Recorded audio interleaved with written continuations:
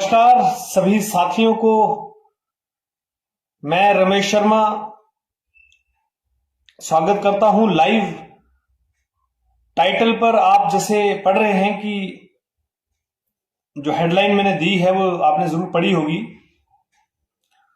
और आज मैं आप सब लोगों का वेलकम करता हूं हमारे साथ लाइव। जो लोग जुड़े हैं या जुड़ने जा रहे हैं उनका बहुत बहुत स्वागत है।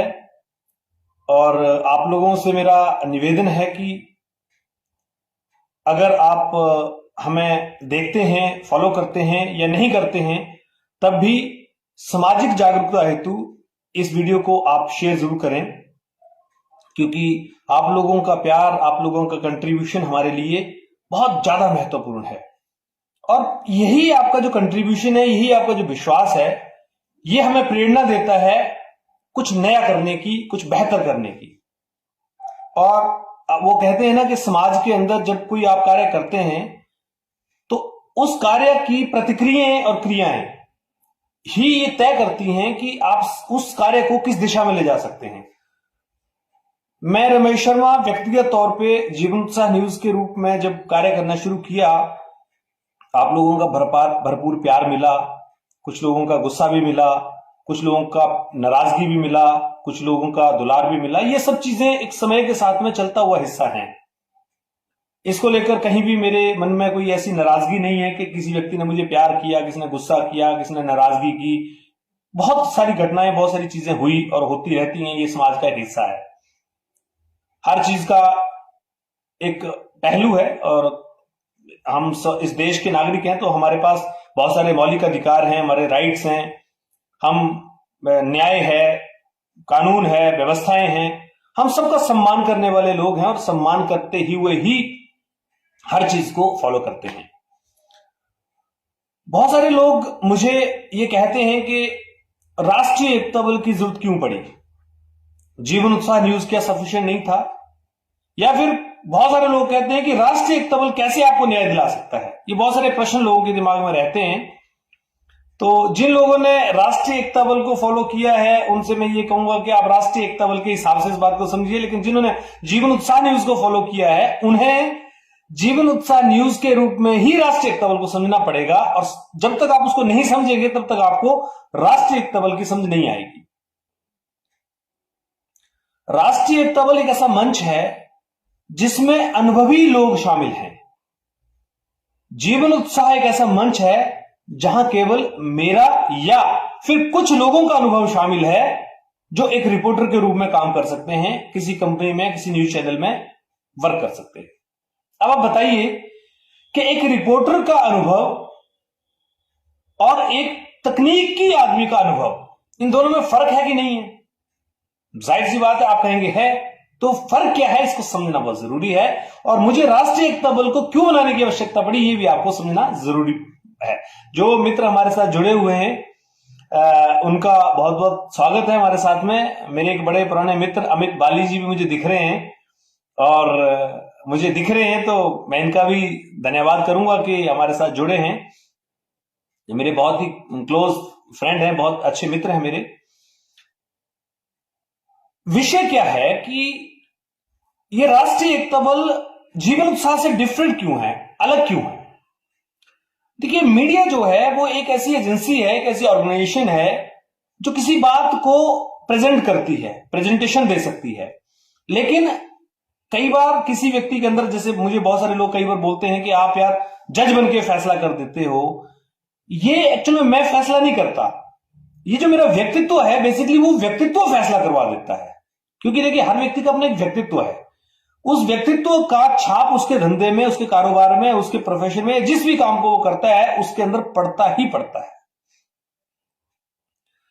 और सबसे बड़ी बात क्या है कि अगर मेरा व्यक्तित्व वैसा नहीं होता तो मैं भी साधारण उन पत्रकारों की तरह ही काम कर रहा होता जो बाकी लोग कर रहे हैं, जो पत्रकारिता में कर रहे हैं। तो मेरा व्यक्तित्व पत्रकारिता से हटकर थोड़ा सा एक अलग लीग पे है, जहां पर वो थोड़ा सा इस बात पे चला जाता है कि लोगों को न्याय मिलना चाहिए और केवल खबर बनकर नहीं रह जाना चाहिए, उसका समाधान होना चाहिए। अब बस यही फर्क है। और जब मैं पत्रकारिता में इस एटीट्यूड को लेकर चल रहा था या लेकर चल रहा था, तो वो एटीट्यूड लोगों को एक नया एटीट्यूड लग रहा था, क्योंकि वो मैं समझता हूं कि पत्रकार का रोल है सिर्फ खबर को लाना और बताना। इसके आगे पत्रकार की ना हिम्मत है ना हैसियत है। अब बुरे लगेगी कुछ पत्रकार भाइयों को, लेकिन मैं हैसियत मतलब उस लेवल पे नहीं बोल रहा हूं, मैं इस लेवल पे बोल रहा हूं कि हमारे पत्रकार भाई जितने भी हैं वो आज एक ऐसी हड्डी को, जैसे कि कहते हैं ना कि हड्डी को हम चूसते हैं तो हमें लगता है उसमें खून निकल रहा है, जबकि वो हमारा अपना निकल रहा होता है। और पत्रकारिता जगत कुछ ऐसा ही जगत है जहां पर केवल उनको अब यह लगता है कि उनका जो रिस्पेक्ट है समाज में, उनकी जो कदर है मार्केट में, वो कदर कहीं कम ना हो जाए, इसलिए पत्रकारिता करते रहना पड़ता है। पत्रकारिता को छोड़कर उनको कहीं ना कहीं ऐसा लगता है कि अगर पत्रकारिता नहीं करेंगे तो वापिस वो कहीं ना कहीं किसी राजनीति का शिकार या किसी इनजस्टिस का शिकार होना शुरू हो जाएंगे। बस यही फर्क है साहब। अब इसको आप मानिए मत मानिए, इसे कोई फर्क नहीं पड़ता, सच्चाई यही है।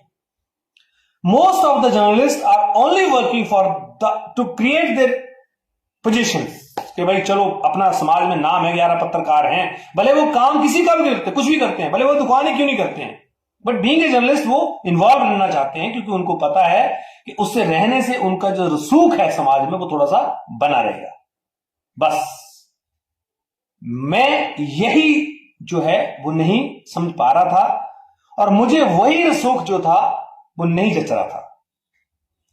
मुझे ऐसा लग रहा था कि एक जर्नलिस्ट होने के नाते मैं कुछ लोगों की तो मदद कर रहा हूं, लेकिन उस मदद को भी मैं सिरे तक नहीं ले जा पा रहा हूं।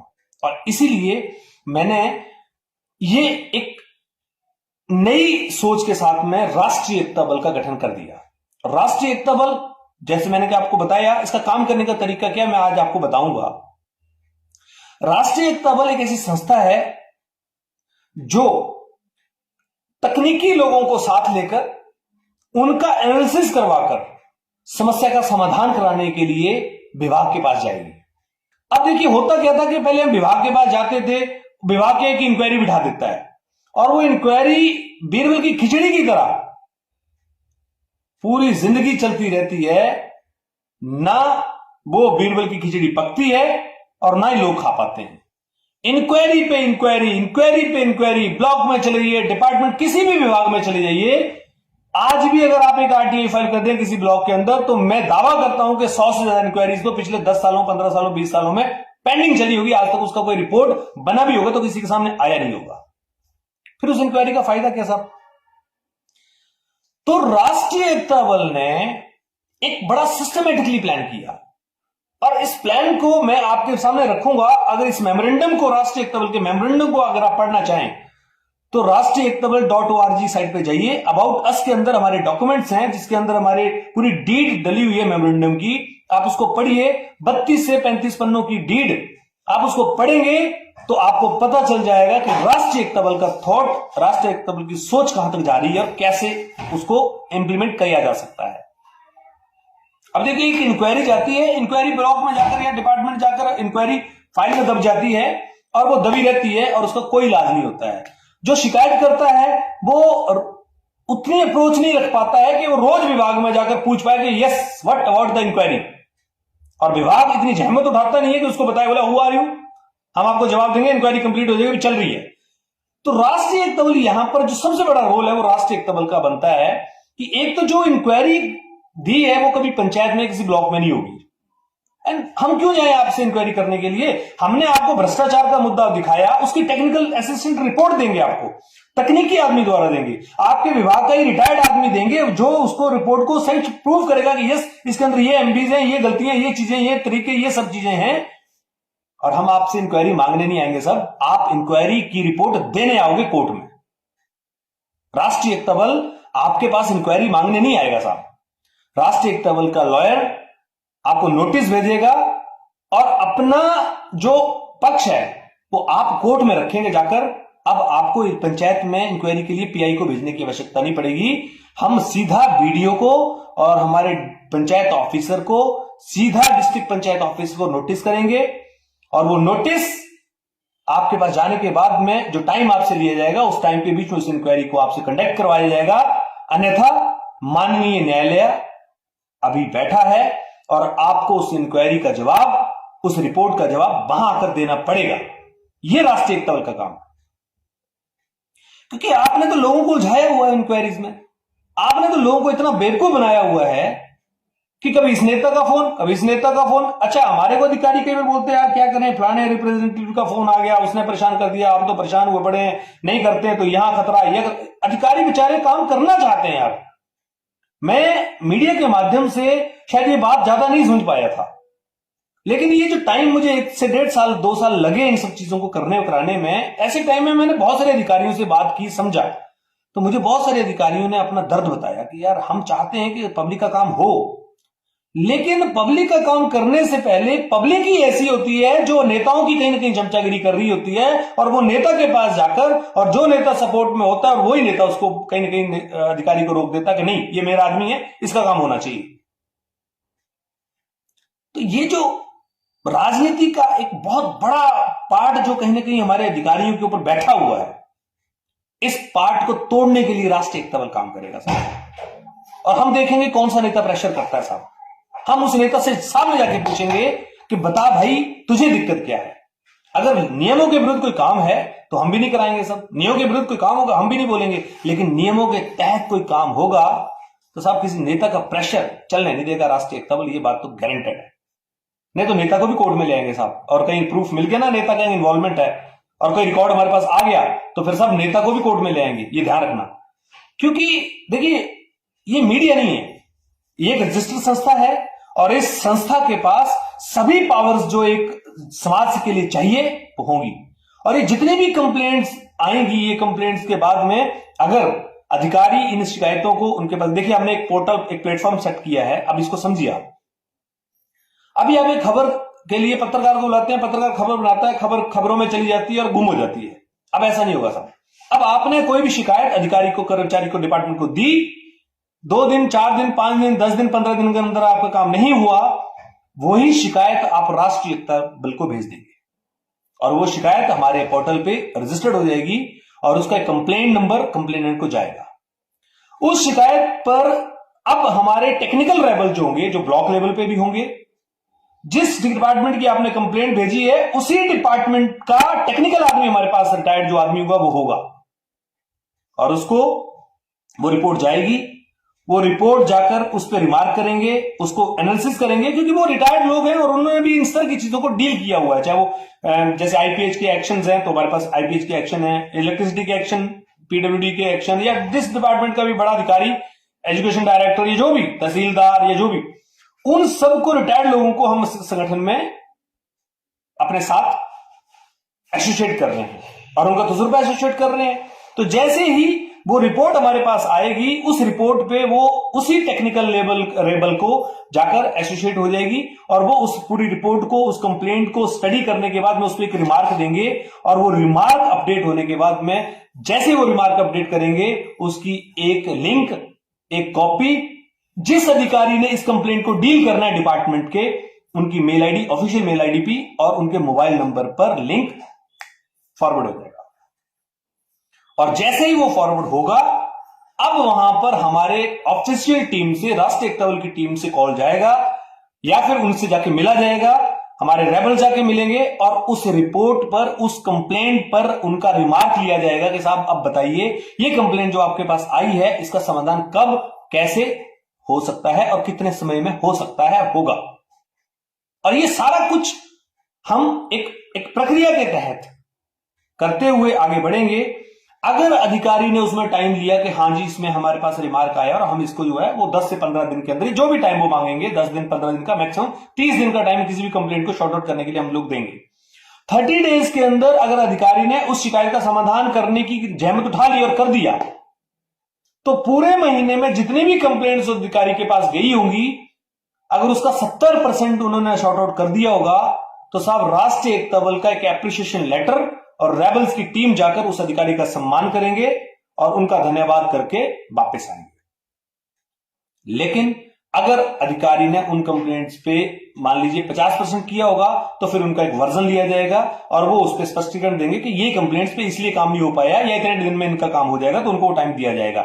और अगर किसी अधिकारी ने किन्हीं भी कंप्लेंट्स के ऊपर गौर नहीं किया और उनको लगता होगा कि चलो यार कोई बात नहीं, कोई दिक्कत नहीं साहब, जैसे ही 30 दिन का टाइम पूरा होगा एक उनसे रिमार्क लिया जाएगा।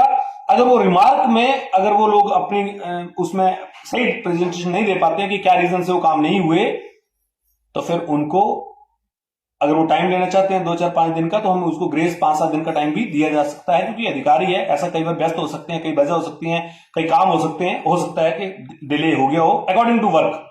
अगर वो 7 दिन का भी टाइम उनका पूरा हो गया और हमें समझ में आता है कि ये अधिकारी जो है वो काम करने में आनाकानी कर रहे हैं, तो फिर उन अधिकारी को बिल्कुल जहमत उठाने की जरूरत नहीं है। फिर हमारा लीगल डिपार्टमेंट जो लॉयर्स के रूप में काम कर रहा है और कर रहा है, आगे बढ़ रहा है, उनका एक इन सारी कंप्लेंट्स को बनाकर एक नोटिस जाएगा और उस नोटिस का जवाब का 30 दिन के टाइम के अंदर उनसे रिमार्क लिया जाएगा।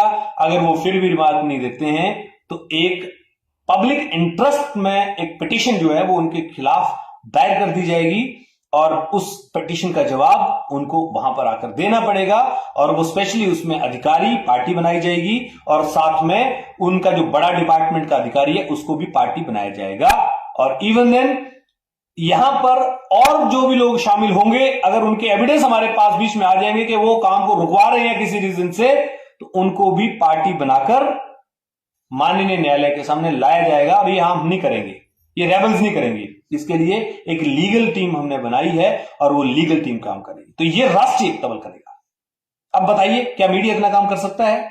क्योंकि मीडिया को इतना काम करने के लिए तो बहुत सारा फंड चाहिए, लेकिन राष्ट्रीय एकता बल के पास जो लोग एसोसिएट हो रहे हैं, जो मेंबर्स बन रहे हैं, वो एक मेंबरशिप फीस दे रहे हैं, संस्था को दे रहे हैं, वो सारा पैसा ट्रांसपेरेंट तरीके से लोगों को न्याय दिलाने में और लोगों को कहीं ना कहीं इस समस्या से, इस लड़ाई से लड़ने में काम किया जाएगा।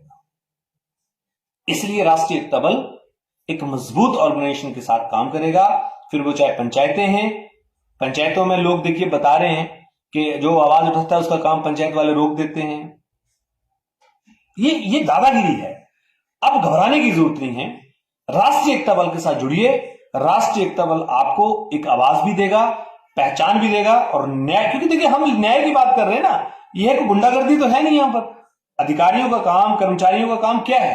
उनका काम यही है पब्लिक की सेवा करना, पब्लिक के जो सही काम है उनको किया जाए। और देखिए राष्ट्रीय एकता बल के माध्यम से मैंने अभी 4 लगभग मुद्दे उठाए हैं और God of the grace of the God for with the blessing of all peoples, हमारे 4 कामों में से लगभग 3 काम, जो 4 ही काम लगभग जो है वो ऑलमोस्ट कंप्लीशन पे आ गए हैं 4-5 दिनों में ही।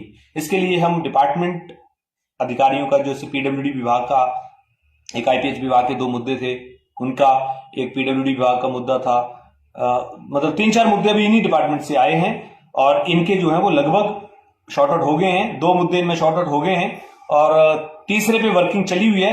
चौथे मुद्दे पे जो है वो अभी आपको मैं कवरेज नहीं दे पाया हूं, वो कवरेज आपके बीच में आज शाम को या कल आ जाएगी। वो कवरेज आने के बाद में फिर उसको भी 2 से 4 दिन के अंदर शॉर्ट आउट कराने के लिए काम किया जाएगा।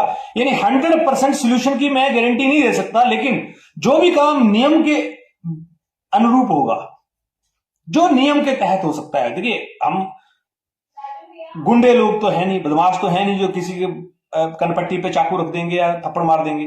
हम तो कानूनी प्रक्रिया के तहत सभी काम करेंगे।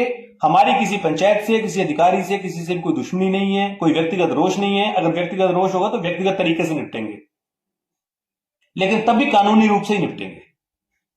लेकिन आम जनता के काम होने चाहिए, यही हमारा मोटिव है। और मुझे लगता है हमारे अधिकारियों का, हमारे कर्मचारियों का, हमारी सरकारों का, हमारे प्रतिनिधियों का भी कहीं ना कहीं यही मोटिव है कि लोगों के काम हो और लोग जो उनके मौलिक अधिकार हैं उनके अनुसार आगे बढ़े। तो राष्ट्रीय एकता बल एक ऐसी संस्था है जो कि कानूनी रूप से रजिस्टर्ड है, मान्यता प्राप्त है और इसमें जो लोग हैं वो सभी लोग सर्टिफाइड हैं, मेंबर्स हैं और उन लोगों को अकॉर्डिंग टू देयर पोजीशन उनको आगे पोजीशन मिलती है। तो धीरे धीरे ये संस्था जैसे जैसे आगे बढ़ेगी वैसे वैसे आप देखेंगे इसके अंदर और भी लोग, बहुत ही एक्सपीरियंस लोग आने शुरू हो जाएंगे। अभी थोड़ा सा हम लोगों को, क्योंकि शुरुआत कर रहे हैं तो थोड़ा सा लोगों को जल्दी विश्वास नहीं होता है, लेकिन जैसे जैसे हम काम करेंगे वैसे वैसे हम आपको यकीन दिलाते हैं कि बहुत सारे लोग इसके अंदर जुड़ेंगे आम लोगों से मेरी ये निवेदन है कि आप लोग भी संस्था के साथ जुड़िए, क्योंकि आप लोगों का थोड़ा सा कंट्रीब्यूशन, आप लोगों का सपोर्ट इस संस्था को आगे ले जा सकता है और इस संस्था के माध्यम से बहुत सारे लोगों के काम कराए जा सकते हैं। तो प्लीज आप साथ में जुड़े और इस संस्था के साथ में आप अपनी कंट्रीब्यूशन करें। अगर आप किसी भी विभाग से रिटायर्ड हैं, कर्मचारी के रूप में, अधिकारी के रूप में, या कोई भी 4th class, 3rd class, 2nd class, A1 class, gazetted post, कोई भी पोस्ट से, पुलिस विभाग, आपका कोई भी PWD, IPH, किसी भी विभाग से, फॉरेस्ट विभाग से, किसी से भी, कहीं से भी, अगर आप सरकारी या गैर सरकारी किसी भी संस्थान से तजुर्बा रखते हुए अगर रिटायर हुए हैं तो अपने तजुर्बे का इस्तेमाल कीजिए। घर में बैठे बैठे वैसे भी बोर हो जाते हैं साहब, आज समाज के लिए कुछ थोड़ा करेंगे तो एक नई उमंग, नई जागरूकता आएगी। हमारे रेबल्स तो आप देख ही रहे हैं, कुछ काम कर रहे हैं। जो रेबल्स अभी 10-12 रेबल्स हमारे साथ आए हैं, वेल एक्सपीरियंस्ड लोग हैं साहब, 40-40 सालों का तजुर्बा उनका अलग अलग डिपार्टमेंट में है। और मुझे ऐसा लगता है कि ऑलमोस्ट जो कर्मचारी होते हैं वो बहुत ईमानदारी से काम करना चाहते हैं, लेकिन कई मजबूरियां उनकी रहती हैं। वो मजबूरियां मेरे से ज्यादा आप लोग जानते हैं। तो फिर भी मैं ये कहूंगा, आप लोग आइए, जुड़िए, आपका स्वागत है राष्ट्रीय एकता बल में। और ये संस्था बहुत ईमानदारी से आगे काम करते हुए बढ़ रही है और मैं आपको भरोसा दिलाता हूं ये नए इतिहास लिखेगी और नई उपलब्धियां हासिल करेगी, लोगों को न्याय दिलाने के लिए काम करेगी और इसके साथ साथ में लोगों का विश्वास भी जीतेगी। मीडिया से अलग एक नई भूमिका लेकर, एक नया विश्वास लेकर, मीडिया का साथ लेकर, क्योंकि राष्ट्रीय एकता बल और जीवन उत्साह सिस्टर कंसर्न एक तरफ से एक दूसरे के साथ हैं, पैरेलल हैं, और पैरेलल हैं तो दोनों का ही फायदा लोगों को मिलेगा। आप लोग विश्वास रखिए और साथ में चलिए। जय हिंद, जय हिमाचल। आप लोगों का बहुत बहुत धन्यवाद।